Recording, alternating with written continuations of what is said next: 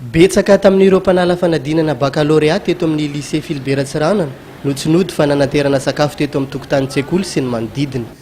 Izarafano izao dia nizoky ny lehilahy no nanatitra ny sakafony teto. Mba ialana amin'ilay fahatarana zany satria raha tena tara dia mety mampisy tebotebotra dia mikorontana saina rehefa manao le devoir amin'ny traite le sujet any. Dia aleo zany dia efa nanaterana sakafo aty dia mba ialana amin'ilay fahatarana zay. Mandra-pahatapitry ny fanadinana dia eto ihany izy no isakafo atoandro, fa ny sakafo kosa no ezahana mba ho tsotsotra sy tsy dia mafesatra loatra.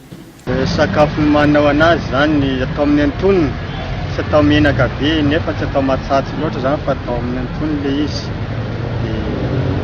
Tsy mankasarotra ohatra ny sanandro ihany zany.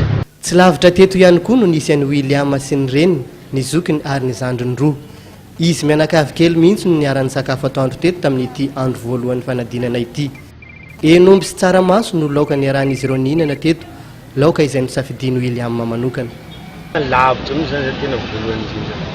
Sady mba mihina moa ty miaraka fianakavianao koa zany. Za tena spesialy be izy koa miaraka amin'ny fianakaviana. Tamin'ny iray ora sasany atoandro no natao ny fiantsonana anaran'ireo mpiadina tamin'ity tapany tolakandro ity. Tamin'ny roa ora kosa no nizaraina ny laza adina.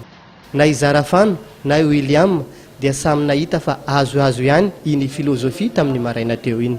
Filozofia aloha dia nafinaritra ny traite azy taka mba azo ihany aingany ohatra n'iny daholo izy rehetra rehetra.